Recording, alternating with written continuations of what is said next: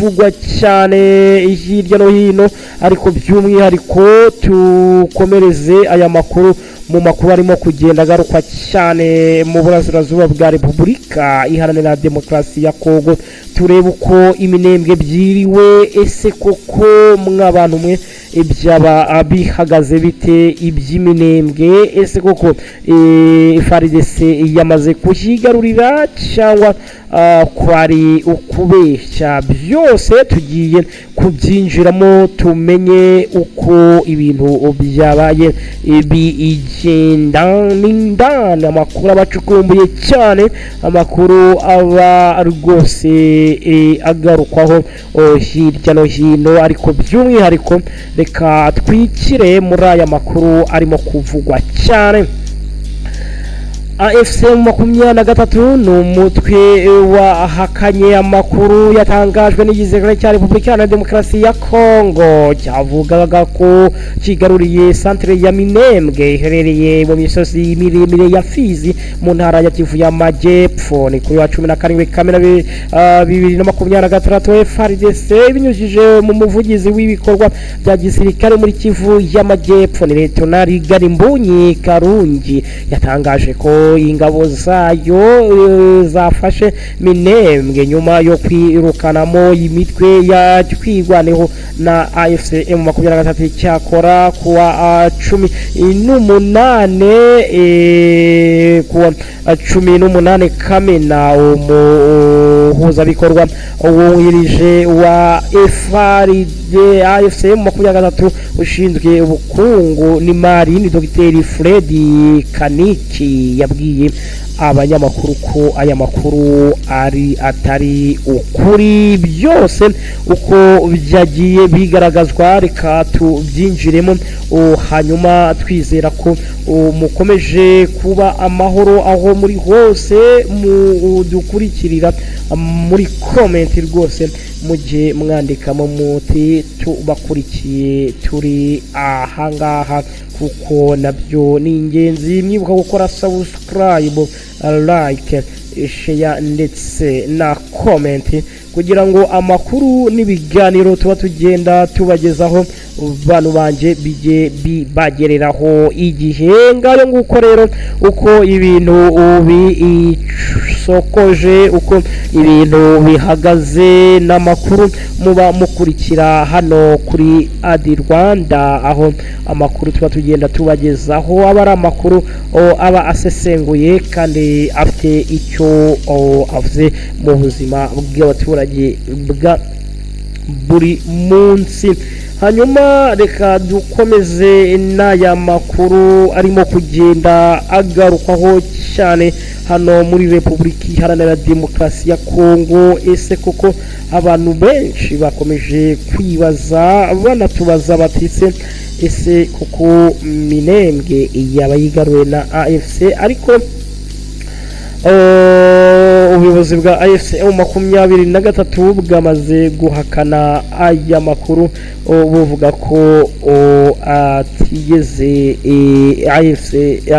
FARDC itigeze yigarurira aka agace ka Minembwe kuko kari strategique cyane mu buryo karamutse kigaruriwe byaba ari bindi. Hanyuma amakuru aturuka mu buyobozi bwa AFC M23, uyu muyobozi yagize ati kubyuko baba barafashe Minembwe ntekereza ko bifuza ko bakabaye bayifashe, ntayo bafashe kandi ntibazigera bayifata.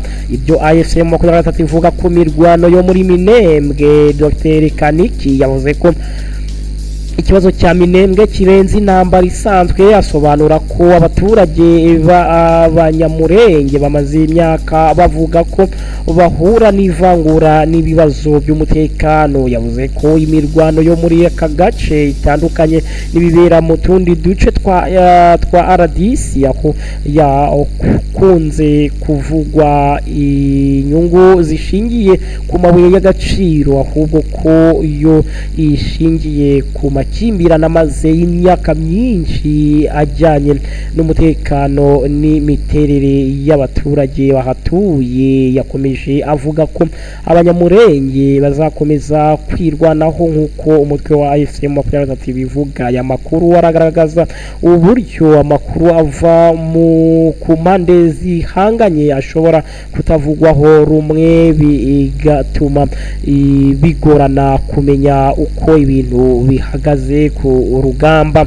Ni mu bihe nk'ibi amakuru aturuka ku ruhande rumwe akwiriye kugenzurwa no kugereranywa n'andi makuru yigenga igihe biba byishoboka.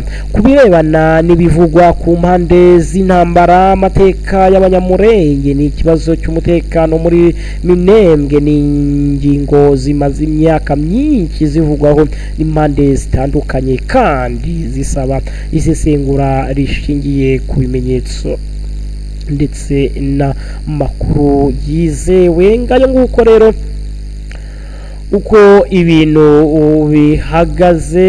Munyemerere tunyarukire muri Nigeri ibintu naho byabaye bibagaterera nzamba. Ibintu byakomeje gukomera cyane aho kugira ngo ibintu byorohe, ahubwo ibintu byakomeje kuba biba ingumi.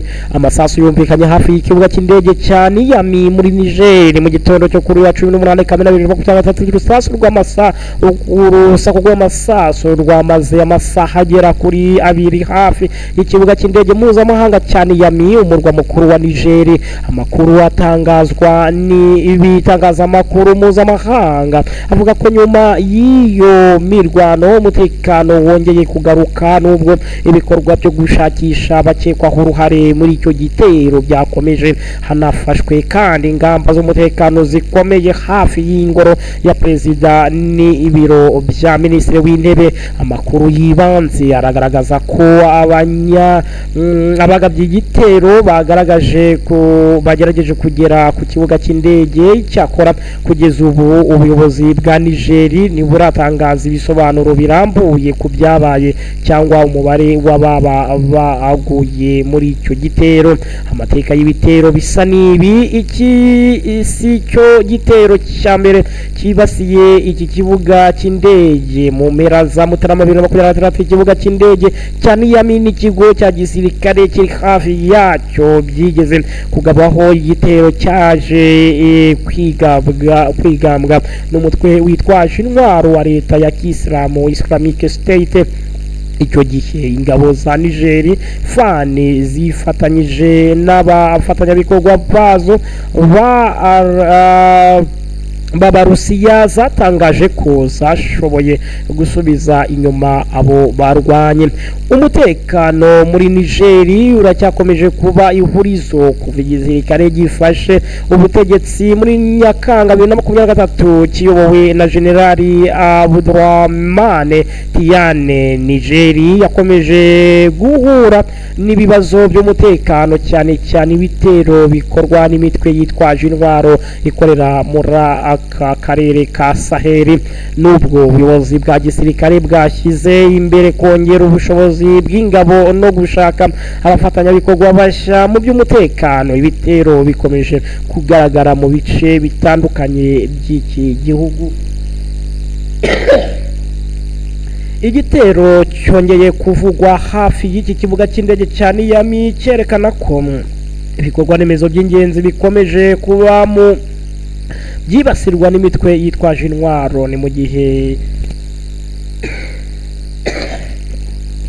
mu gihe kandi iperereza rikomeje. Birakwiye kwitondera amakuru ataragenzurwa kuko hari amakuru menshi aba atandukanye mu masaha ya mbere y'igitero. Ku rwego rw'akarere umutekano muke ukomeje kuranga Sahel uko bikomeza kuba kimwe mu bibazo bikomeye bisaba ubufatanye hagati y'ibihugu n'imiryango mpuzamahanga kugira ngo harwanywe iterabwoba no kurinda abasivile. Ngayo nguko rero reka twinjire mu makuru dusoza iki gice aho tugiye kwinjira mu makuru aho leta zunze ubumwe za Amerika zamaze kwemera rwose zikanashyira umukono ku masezerano hagati y'iki gihugu cya leta zunze ubumwe za Amerika ndetse na Iran.